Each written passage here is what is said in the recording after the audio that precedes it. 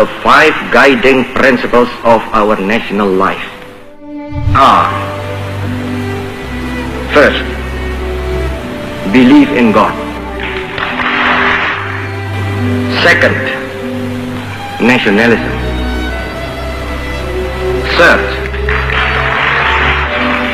Third, humanity.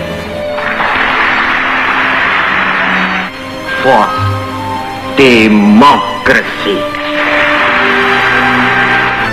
Fifth, social justice. Pancasila itu jiwa dan raga kita, ada di aliran darah dan detak jantung kita, berkat keutuhan bangsa dan negara. Saya Jokowi, saya Indonesia, saya Pancasila.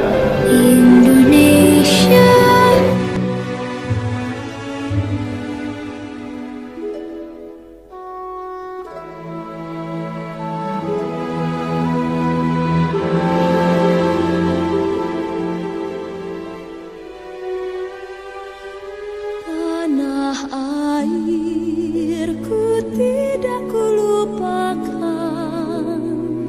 kan terkenang selama hidupku. Biarpun saya pergi jauh, tidakkan hilang dari kalbu. Tanahku yang ku cintai, engkau ku hargai.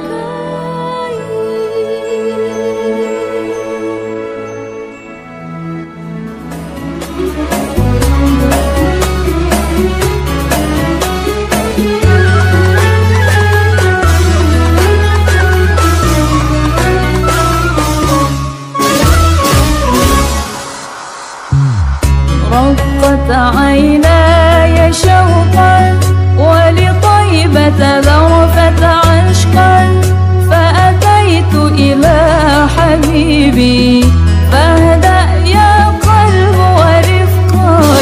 صلي على محمد، السلام عليك يا رسول الله، السلام عليك يا حبيبي يا نبي الله، السلام عليك يا رسول الله. Assalamualaikum warahmatullahi wabarakatuh. Innal hamdalillah nahmaduhu wa nasta'inuhu wa nastaghfiruh wa na'udzu billahi min sururi anfusina wa min sayyiati a'malina. May yahdihillahu fala mudhillalah wa may yudlilhu fala hadiyalah. Asyhadu an la ilaha illallah wa asyhadu anna Muhammadar Rasulullah. Allahumma sholli ala sayyidina Muhammad wa ala ali sayyidina Muhammad. Hadirin pemirsa pendengar dimanapun kalian berada, di sini saya akan menyampaikan kajian yang bertemakan dengan analisis kritis Pancasila dalam pandangan Islam. Saya akan menganalisis Pancasila dalam pandangan Islam, karena ajaran tiap-tiap sila Pancasila tidak bertentangan dengan syariat Islam. Islam adalah agama rahmah bagi seluruh umat, mencintai kerukunan, toleransi, keadilan, gender, dan semua sendi kehidupan dunia. Islam adalah agama dan Pancasila adalah ideologi. Sebagai ideologi, Pancasila merupakan objektifikasi dari Islam, yakni unsur-unsur objektif agama ada dalam Pancasila. Nilai-nilai universal Islam secara eksplisit menjiwai muatan Pancasila yang berprinsip pada ketuhanan, kemanusiaan, persatuan, permusyawaratan, dan keadilan.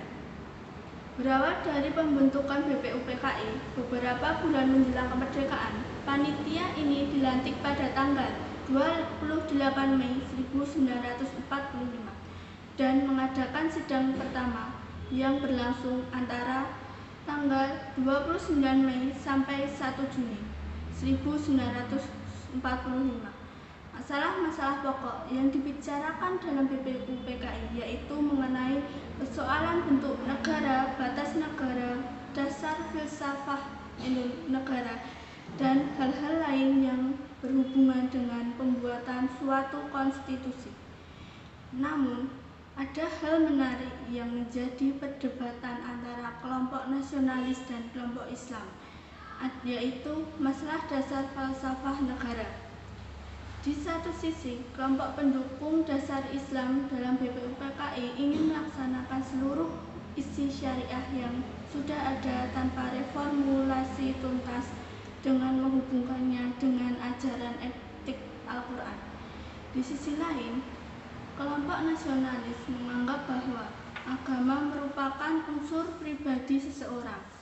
Selain itu, khawatir kalau Indonesia bagian timur yang umumnya beragama Kristen akan melepaskan diri dari Republik Indonesia jika syariah diberlakukan bagi semua orang.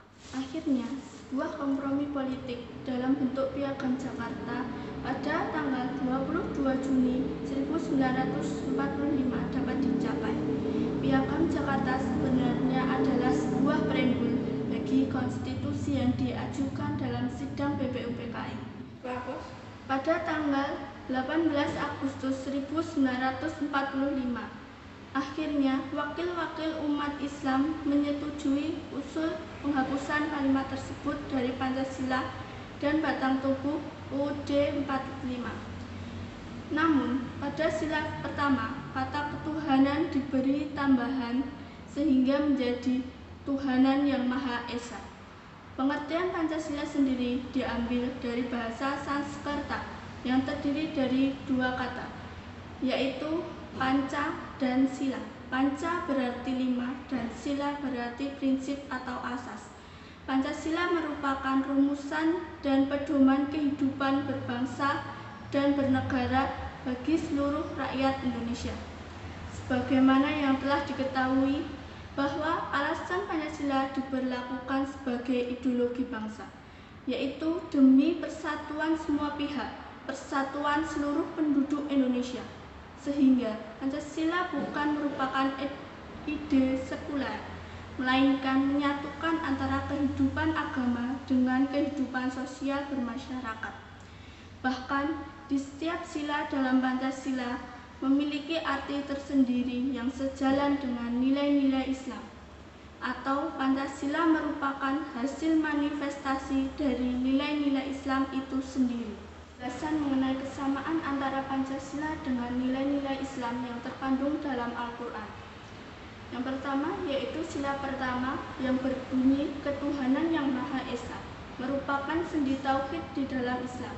Sudah menjadi fitrah manusia secara naluriah memiliki potensi bertuhan dalam bentuk pikir dan zikir dalam rangka mengemban misi sebagai khalifah fil ardi, serta keyakinan terkadang tidak sanggup untuk dikatakan, yaitu kekuatan yang maha segala, sebuah kekuatan di atas kebendaan fana.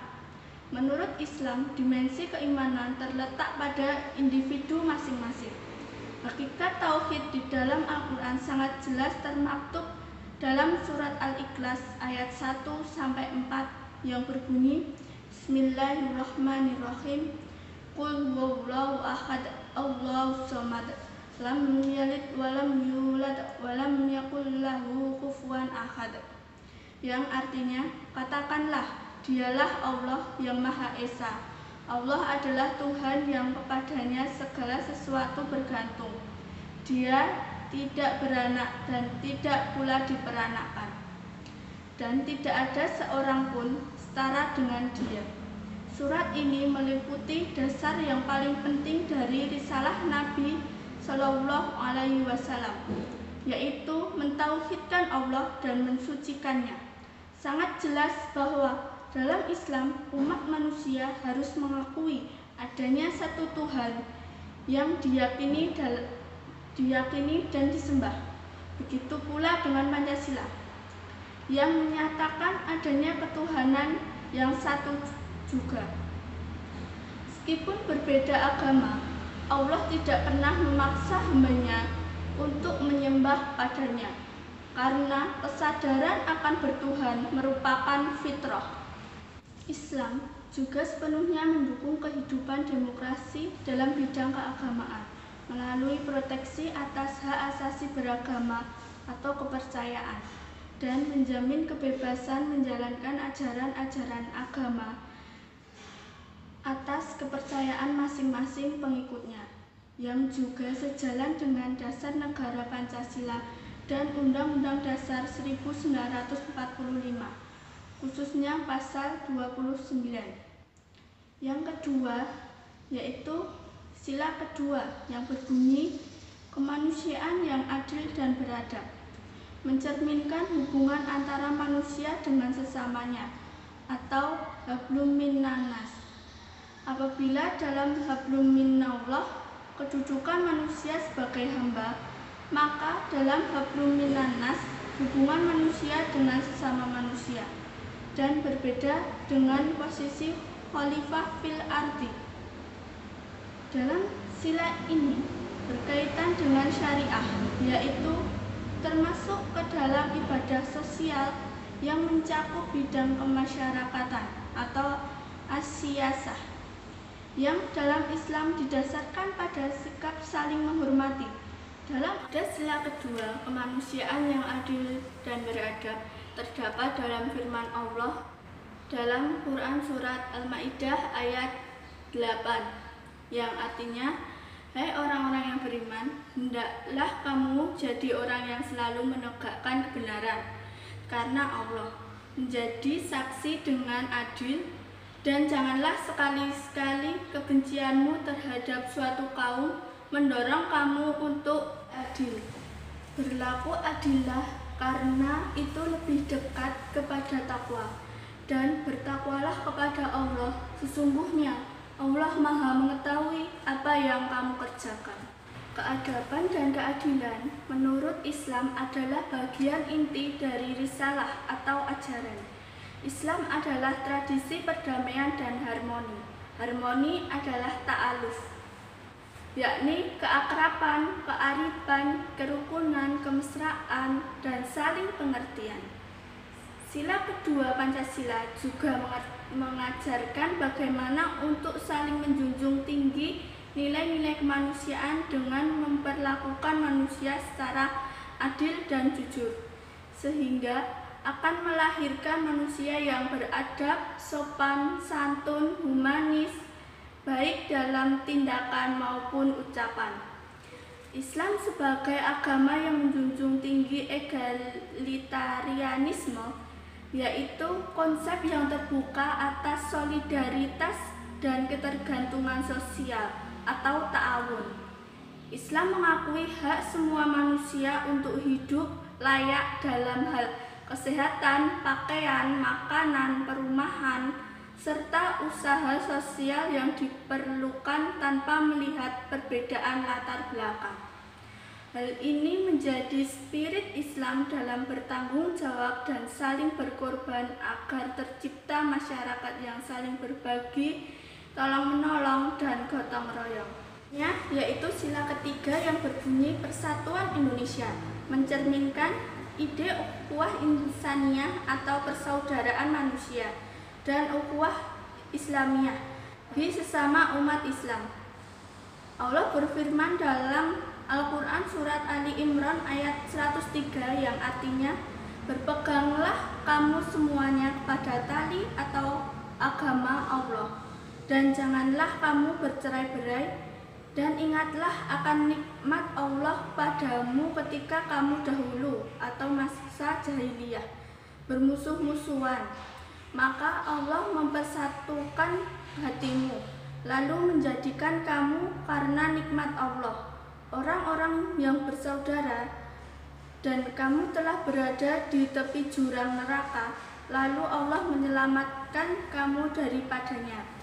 Demikianlah Allah menerangkan ayat-ayatnya kepadamu agar kamu mendapat petunjuk.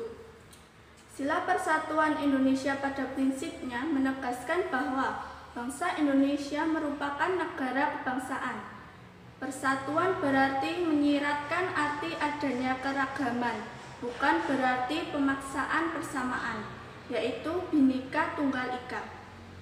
Persatuan dalam hal ini adalah persatuan kebangsaan Indonesia yang dibentuk atas bersatunya beragam latar belakang sosial, budaya, politik, agama, suku bangsa, dan ideologi yang berada di wilayah Indonesia. Dalam hal ini, Islam sejalan dengan konsep Pancasila karena secara konkret Islam mengajarkan tentang upaya-upaya menyikapi keanekaragaman masyarakat dan bangsa, yaitu persatuan dan kesatuan manusia perlu diikat oleh persaudaraan. Selanjutnya, dalam rangka kehidupan bersama, bernegara, dan berbangsa, kebutuhan membangun persatuan dan kesatuan Islam mensyaratkan adanya ta'aruf dan tasamuh. Ta'aruf adalah upaya secara timbal balik untuk mengenal dan memahami satu dengan yang lain. Terdapat dalam Quran Surat Al-Hujurat ayat 13. Secara eksperimental, ta'aruf tampil ke permukaan dan menjangkau perjumpaan antar dunia multikultural. Ketika manusia hidup melalui perjumpaan agama, etnik, kebudayaan, seolah kita mendapatkan pengalaman antar kultural, seperti pertentangan berbagai pandangan dunia, keterlibatan secara kreatif, berbagai kekuatan besar dalam kehidupan sipil di mana pertempuran ideologi dan kehidupan terjadi. Pengalaman multikultural ini membuat kita mampu bangkit dan sadar dengan perspektif baru yang lebih memadai. Selanjutnya, sila keempat yang berbunyi, kerakyatan yang dipimpin oleh hikmat kebijaksanaan dalam permusyawaratan perwakilan, yang sejalan dengan prinsip Islam, yaitu muzakarah dan syura. Prinsip syura merupakan dasar dari sistem kenegaraan Islam atau karakteristik negara Islam. Uniknya, prinsip syura ada di dalam Pancasila. Ini membuktikan bahwa perumusan Pancasila diambil dalam bentuk musyawarah bersama berbagai kalangan untuk mencapai kesepakatan. Dalam Al-Quran, surat Ali Imran ayat 159, Allah Subhanahu wa Ta'ala berfirman, yang artinya, maka disebabkan rahmat dari Allah lah kamu berlaku lemah lembut terhadap mereka. Sekiranya kamu bersikap keras lagi berhati kasar, tentulah mereka menjauhkan diri dari sekelilingmu. Karena itu maafkanlah mereka, mohonkanlah ampun bagi mereka, dan bermusyawarahlah dengan mereka dalam urusan itu. Sejalan pula dengan Quran Surat Asy-Syura ayat 38 yang artinya, bagi orang-orang yang menerima atau mematuhi seruan Tuhannya dan mendirikan sholat, sedang urusan mereka atau diputuskan dengan musyawarah antar mereka, maka alternatif yang diterangkan oleh para musafir adalah bahwa Rasulullah SAW memerintahkan untuk melakukan musyawarah, bukan karena beliau membutuhkan pendapat mereka, melainkan karena ketika beliau menanyakan pendapat mereka, setiap orang berusaha berpikir keras untuk merumuskan pendapat yang terbaik dalam pandangan mereka, sehingga sesuai dengan suara hati masing-masing. Disinilah relevansinya konsep Islam tentang syura ditegakkan dalam sistem kerakyatan untuk menampung semua unsur-unsur pembentuk demokrasi dari, oleh, dan untuk rakyat. Syura merupakan institusi di mana warga atau anggota masyarakat dapat berkumpul berbincang, bernegosiasi, membuat kompromi, dan berkonsensus bersama tentang urusan-urusan mereka melalui permusyawaratan untuk mufakat.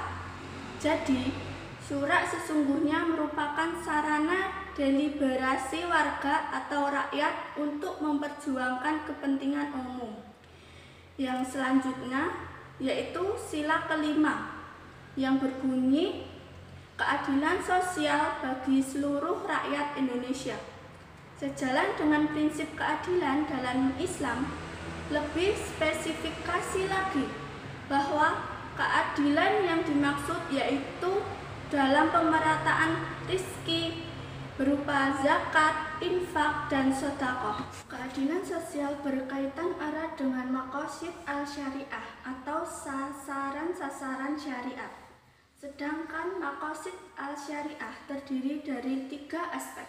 Yang pertama yaitu daruriyat, mengenai perlindungan terhadap hal-hal yang bersifat esensial bagi kehidupan manusia, seperti agama, jiwa, keturunan, akal, dan harta benda. Yang kedua yaitu hajiyat, yaitu pemenuhan hal-hal yang diperlukan dalam hidup manusia, tetapi bobotnya di bawah kadar daruriyat. Yang ketiga yaitu tahsiniyat, yaitu perwujudan hal yang menjamin peningkatan kondisi individu dan masyarakat sesuai dengan tuntutan tempat dan waktu, tuntutan selera, dan rasa kepatuhan untuk mengelola persoalan-persoalan masyarakat dengan sebaik-baiknya. Dalam prinsip keseimbangan kehidupan ekonomi, Al-Quran mencela orang yang sibuk menumpuk harta hingga melupakan kematian, seperti dalam surat Al-Humazah ayat 1-4, yang artinya, kecelakaanlah bagi setiap pengumpat lagi pencela yang mengumpulkan harta dan menghitung-hitungnya. Dia mengira bahwa hartanya itu dapat mengekalkannya. Sekali-kali tidak. Sesungguhnya dia benar-benar akan dilemparkan ke dalam neraka. Sila keadilan sosial bagi seluruh rakyat Indonesia pada prinsipnya menegaskan bahwa seyogyanya tidak akan ada kemiskinan dalam Indonesia merdeka. Secara khusus, keadilan sosial menekankan prinsip keadilan dan kesejahteraan ekonomi. Keadilan sosial berarti tercapainya keseimbangan antara kehidupan individu atau pribadi dengan kehidupan masyarakat. Demikianlah yang dapat saya sampaikan. Jika ada salah, mohon maaf karena kesalahan itu datangnya dari saya, dan jika ada kebenaran itu atas bimbingan dari Allah Subhanahu wa Ta'ala. Syukran kasiran, jazakumullah khairan kasiran. Wassalamualaikum warahmatullahi